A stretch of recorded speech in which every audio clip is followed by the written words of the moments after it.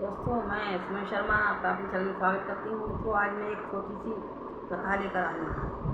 सुनिएगा और बहुत ध्यान से सुनोगे तो समझ में आएगी और आनंद लीजिएगा। अगर आपको मेरी कहानी अच्छी लगे तो मेरे चैनल को लाइक करना, सब्सक्राइब करना, शेयर करना प्लीज़।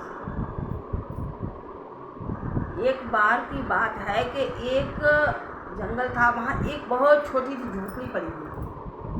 इतनी छोटी झोपड़ी थी कि ये समझो एक आदमी ही उसमें आ सकता। खेतों में वो रख लेते हैं ना, अपना खेत रखाने के लिए जाते हैं जब फसल होती है तो खेत के लिए जैसे ओस पड़ती है, बारिश पड़ती है, इसलिए छोटी सी उस आदमी ने अपने लिए एक छोटी सी झोपड़ी बना रखी थी, बिल्कुल छोटी। उसमें वो खुद ही आराम से बैठ सकता था आलती पालती बाहर।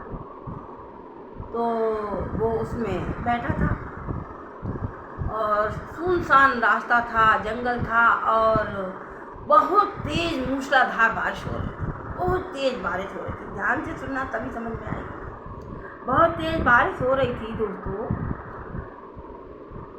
फिर एक आदमी वहां से गुजरा और इतनी तेज बारिश हो रही थी कि वो आगे बढ़ नहीं पा रहा था। बहुत तेज बारिश हो रही थी।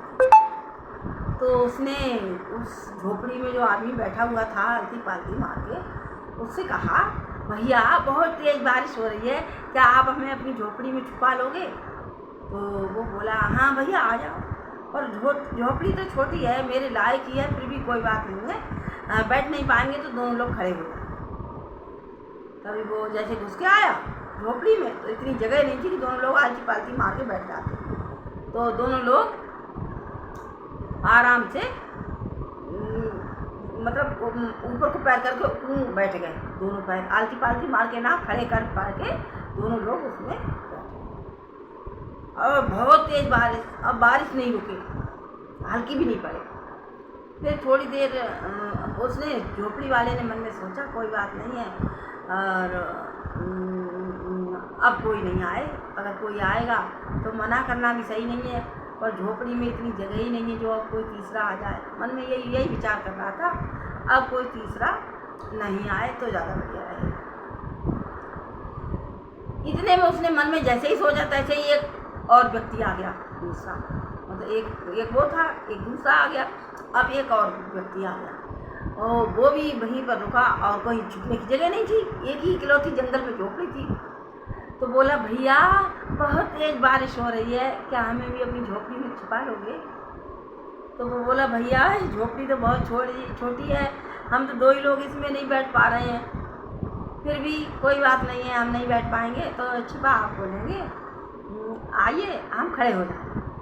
तभी वो उसको भी अंदर खड़े हो गए, तीनों खड़े हो गए। इतनी छोटी झोपड़ी थी, तीनों खड़े हो गए, उसमें तीन को बैठने की जगह नहीं थी।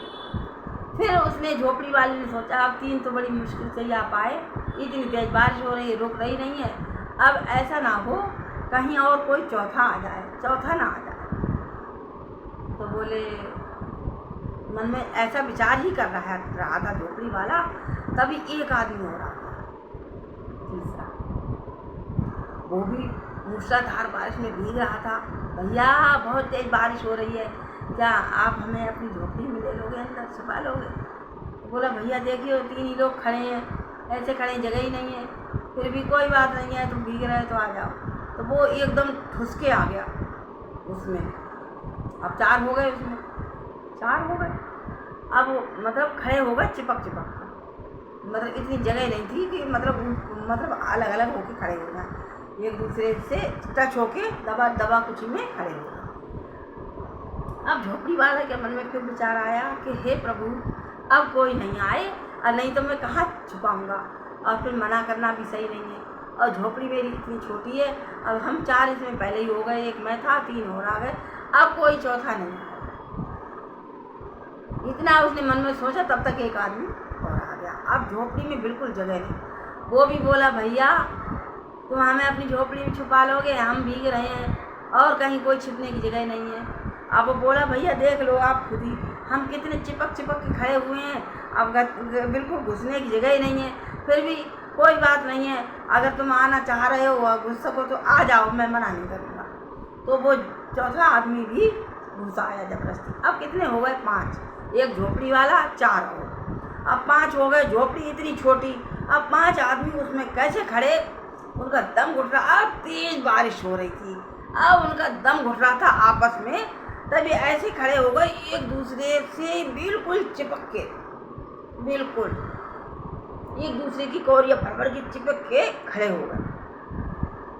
और उनने, जिसकी झोपड़ी थी, उसने आंख बंद कर ली।